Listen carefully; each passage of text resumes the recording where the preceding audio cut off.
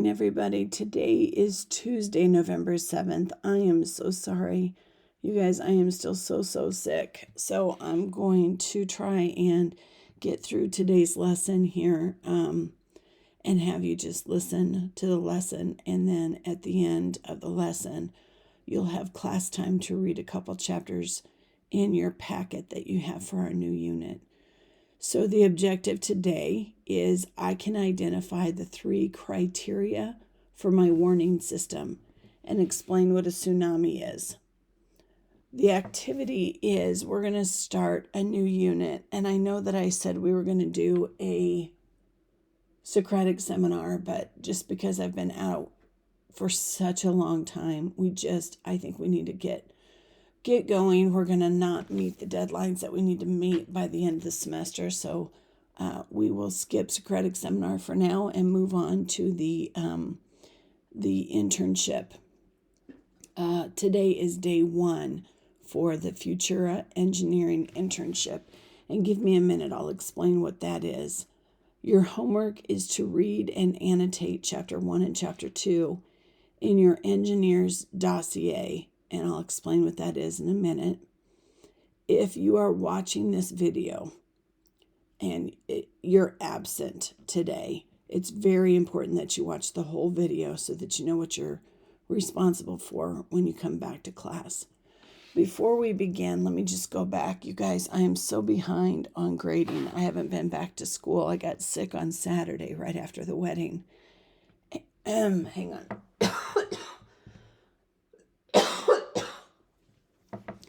So I still have your test to grade. I'm going to grade your Amplified test today at home. And I'll grade your vocab test when I get back to school, hopefully tomorrow. So be patient with me. Thank you very much. If you were absent and did not take the tests, be ready. Hang on one second. Let me take a drink.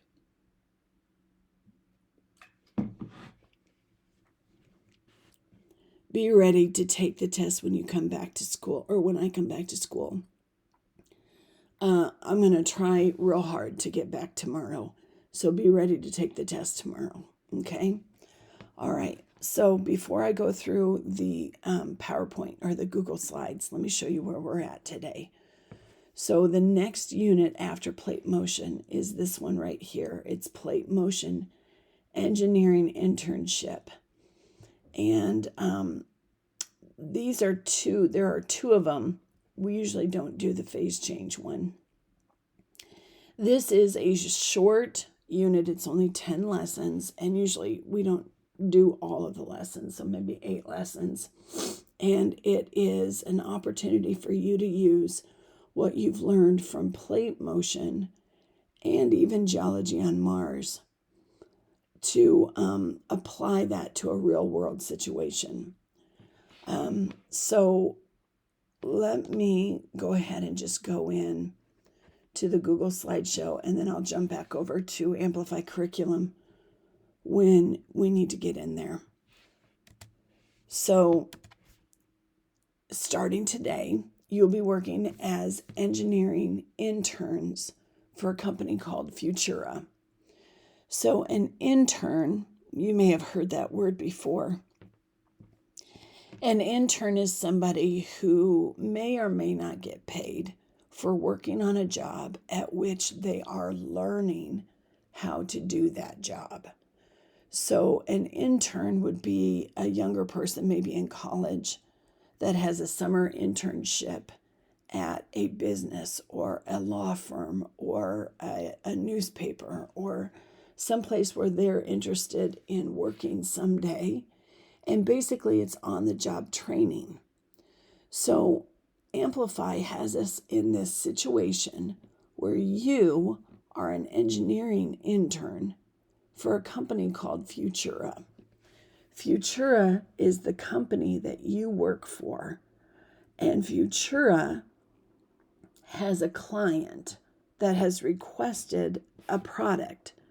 And you are competing with each other to try and get the best product to present so that Futura will pick your product to present to their client. Okay? So you'll start each day of your internship by reading a new message. You'll open Futura Workspace. Don't do it yet. I'll show you in a minute. You'll open Futura Workspace and select Plate Motion Engineering Internship. And then you'll open the day one message to read about your new internship.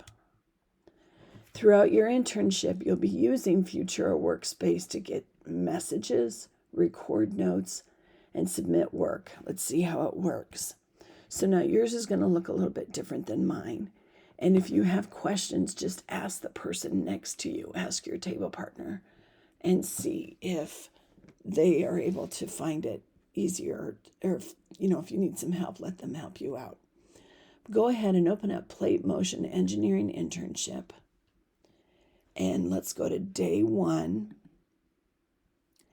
And I think if we go into the warm-ups, which is the activity number 1, you have a blue link that says Futura Workspace. Go ahead and click that. Now, yours is going to look much different than mine, but basically you'll have 2 engineering internships. This green one is for phase change. We haven't done that yet, so don't click that one. Come down here to the purple one, and I'm going to choose my first period class, but you only have one, I believe. So click on the Plate Motion Engineering Internship. Now yours is going to look way different than mine. I'm thinking that you guys have these days, and it should have day 1, and it should have 3 things that it's given you. Okay, on this left side here, these are some tabs that are going to be important for you. So the daily agenda just tells you what day we're on, so you can pick that one. This next is submissions and feedback. So there's going to be a couple of times where it's going to ask you to submit some information. And then Hannah Wong is our project manager. So you'll turn that into Amplify, and Hannah Wong will respond to you and give you some feedback. These 2 things, I think those are just for me. But this very first one, hang on, let me take another drink.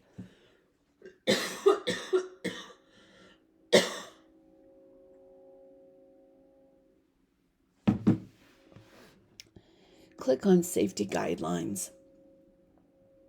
When you have this open, you should see a pin, and I don't see it on mine, but there's like a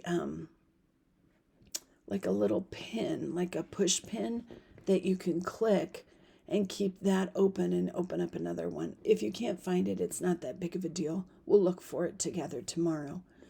The safety guidelines, you guys, this is just here because it's just an opportunity for us to review safety guidelines. We're not going to have to do anything like this. We're working with a computer simulation, so Hannah just sent this to us, and we just need to say, yep, we're good. So go here to safety agreement, and you are going to write your name right here. I can't type it, but by signing your name below, I agree to follow the rules outlined by the safety guidelines while working at Futura. So go ahead and type your name and hit send or submit. I'm not sure exactly what it says for you guys. Mine's a little bit different. And then let's go right here to day 1. Welcome to Futura. So this is the daily message that we get from Hannah. And she says, hello, interns. I'm excited for you to join this new geohazards engineering internship at Futura. I love working for our company because we work to solve problems that affect people all around the planet. We will be working on a project for the World Ocean Administration, or WOA, to design a warning system that helps people in Sri Lanka, an island nation in the Indian Ocean, get to safety in the event of a tsunami. A tsunami is a rare, destructive ocean wave that moves a large amount of ocean water, often resulting in extreme flooding.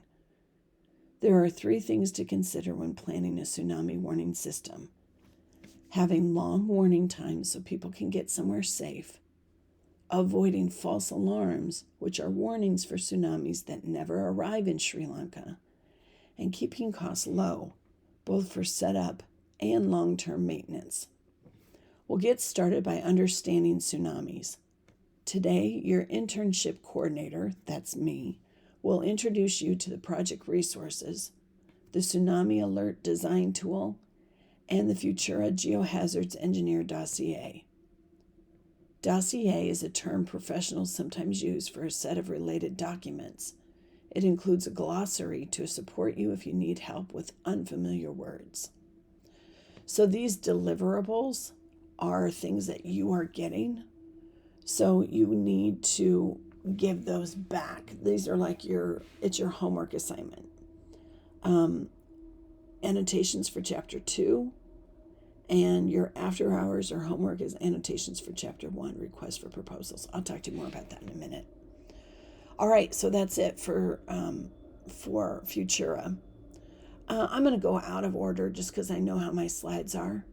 And I want you to come up here and click on this button right here. It's the blue button with the triangle, and it's got a wave inside of it. This is where you're going to find your computer simulation.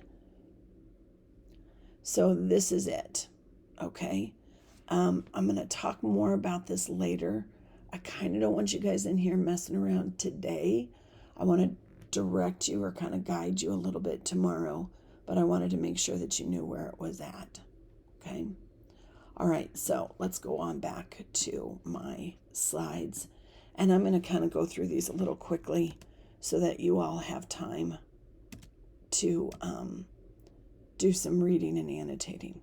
All right, we talked about that. So engineers, you're an engineer intern. All engineers design solutions to problems.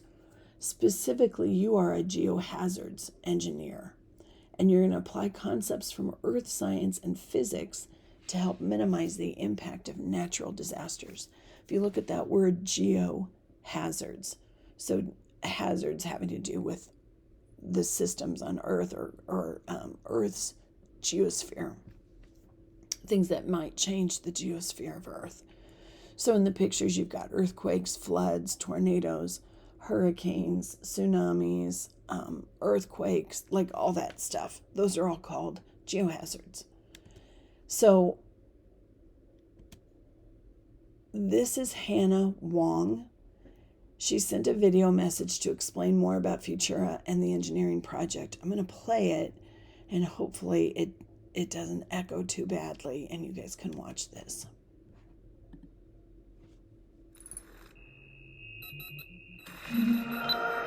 Interns, welcome to your new job at Futura's Geohazards Engineering Division. I'm Hannah, and I'll be your project director.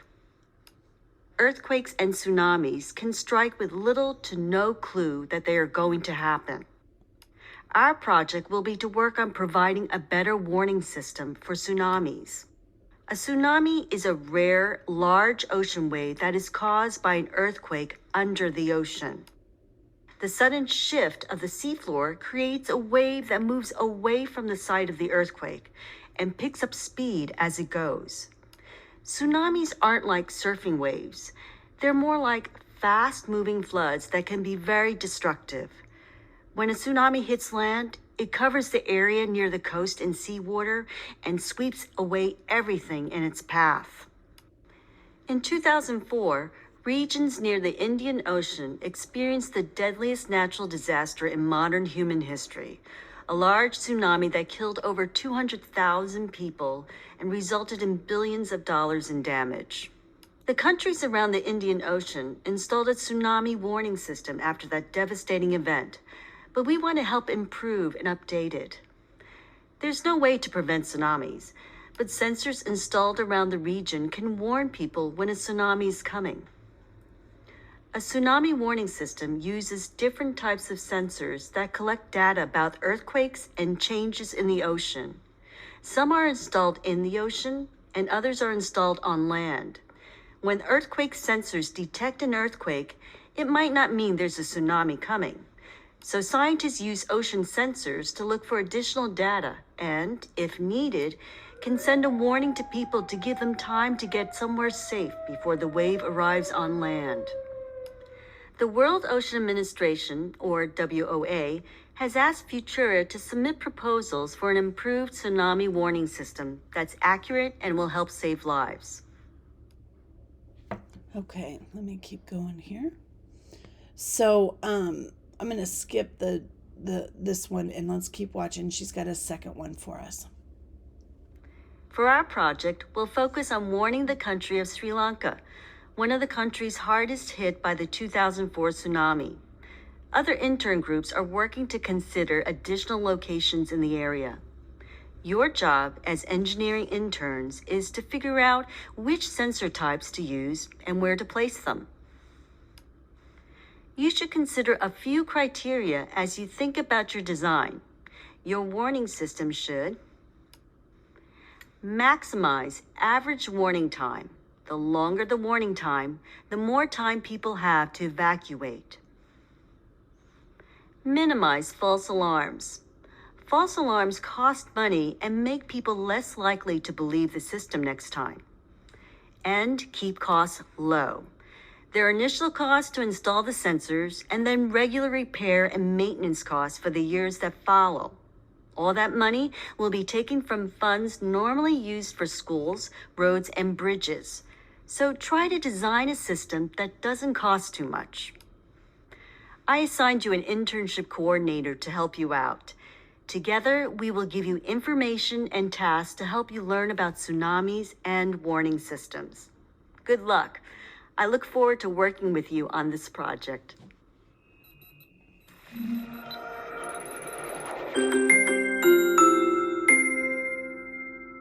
Okay.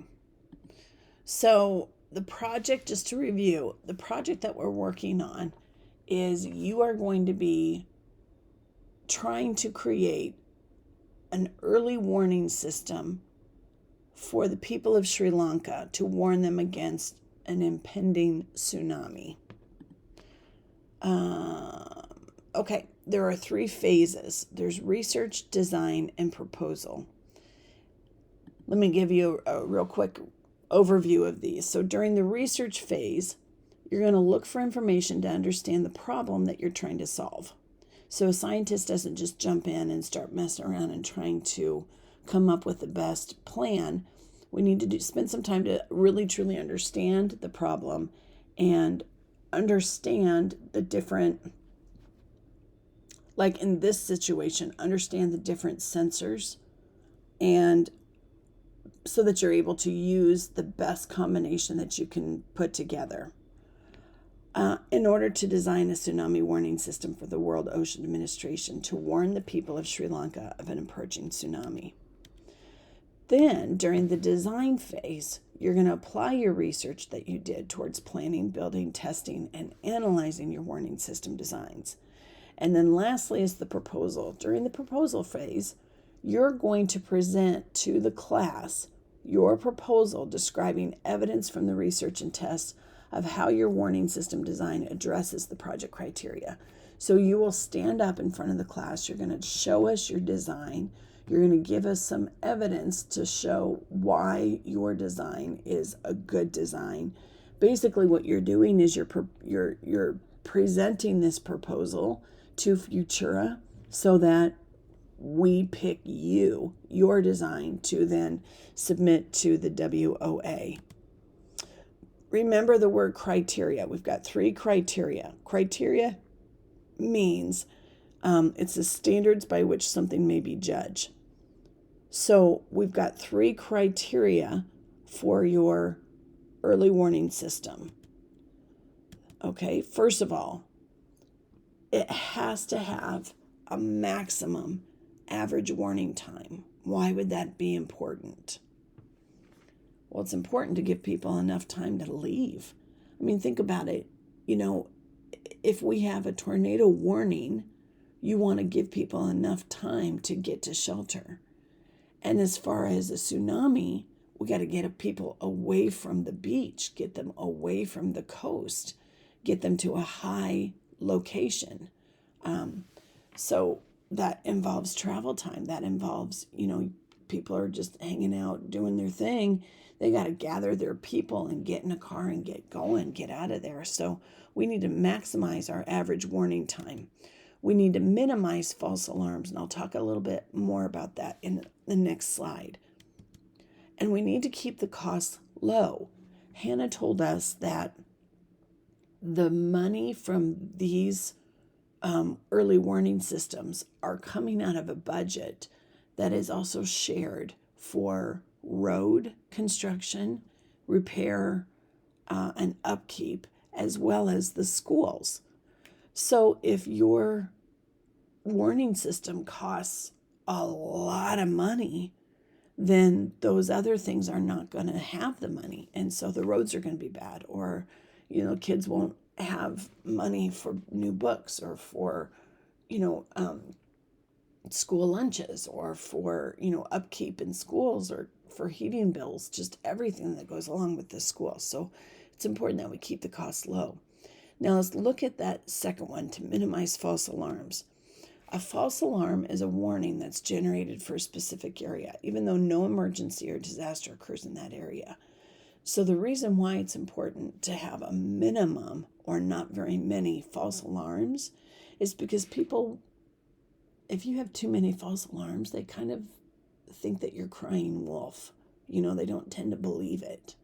And then that's when people are caught. If there really is a tsunami, that would be bad. All right, so I talked to you about that tsunami alert digital model. We'll go back and look at that tomorrow. And then this is your homework. I'm going to have you guys start your research by reading 2 chapters.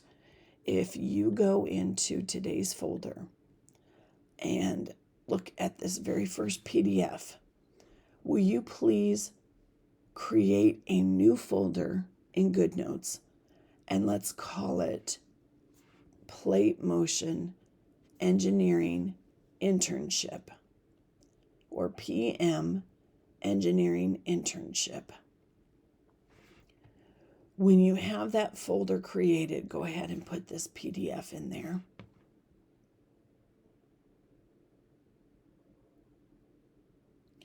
And just fair warning, it's a big one, okay? A dossier is a file of important paperwork that you would need for your job, for a project. And so this is the cover page.